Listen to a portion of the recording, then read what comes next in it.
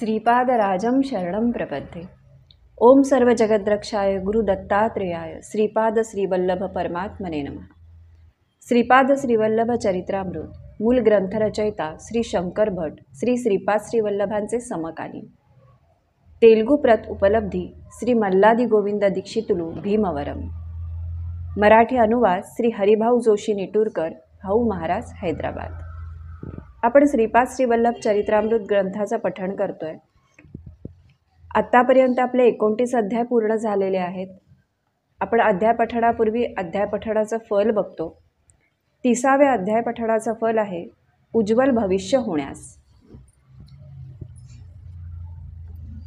नमस्कार, मी सौ मृणाल मनोज गोखले। शिवाय चॅनलवर आपलं मनापासून स्वागत। शिवाय या चॅनलवर आपण अशाच आध्यात्मिक पोथी आणि पुस्तकांचं वाचन करतो। आत्तापर्यंत चॅनलला सबस्क्राईब केलं नसेल तर चॅनलला सबस्क्राईब करा, बेल आयकॉनवर क्लिक करा, म्हणजे पुढच्या व्हिडिओचं नोटिफिकेशन येईल आणि कुठचाही अध्याय चुकणार नाही। आपण वाचनाला सुरुवात करूया। श्रीपादराजं शरणं प्रपद्ये। अध्याय 30वा।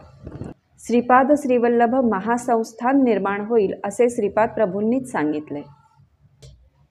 नाथ संप्रदायाप्रमाणे जीव 64 शाबर तंत्राचा उपयोग करून परमेश्वराशी तादात्म्य पावतो आणि आपला उद्धार करून घेतो। नाथ संप्रदायाचे आदिगुरु श्री दत्तात्रेय भगवानच आहेत। आपणासमोर बसलेले श्रीपाद श्रीवल्लभ हे साक्षात दत्तात्रेयच आहेत। बुद्धिबळाच्या पटावर 64 घरे असतात।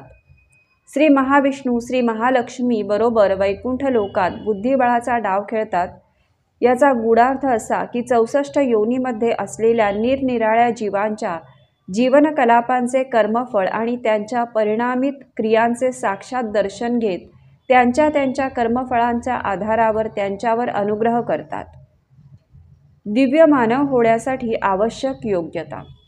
मानवाच्या आध्यात्मिक अधिकारावर त्यांच्या उन्नतीचा वेग आधारित असतो। प्रत्येक जीवाची दिवात्मा होण्याची आकांक्षा असते। या मार्गाने वाटचाल करण्यासाठी योग पद्धती, मंत्रजप, यज्ञयागादी कर्म, धर्मकार्य संपन्न करणे इत्यादी पद्धतींचा अवलंब करून शरीरातील आत्मज्योती प्रकाशमय करावी। या प्रकाशावर नाडीशुद्धी अवलंबून असते। नाडीशुद्धीचा स्तरास अनुसरून मानवास निरनिराळ्या शारीरिक, मानसिक, आध्यात्मिक शक्तीची प्राप्ती होते।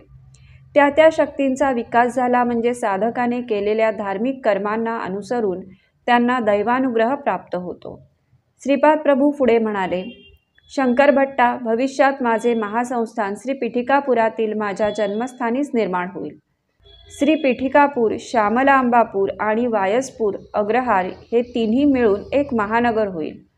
माझ्या देवस्थानचे दर्शन घेण्यास येणाऱ्या भक्तांची मुंग्याप्रमाणे रीघ लागेल।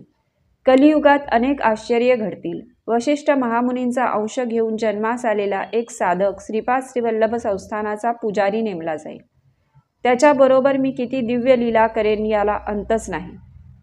क्षणोक्षणी दिव्य लीला आणि दिव्य विनोद हे चालतच राहतील, असे बोलून श्रीपाद प्रभूंनी मंद हास्य केले। ते पाहण्यास सहस्रावधी जन्मसुद्धा अपुरेच पडतील। श्रीपाद श्रीवल्लभांचा जय जयकार असो।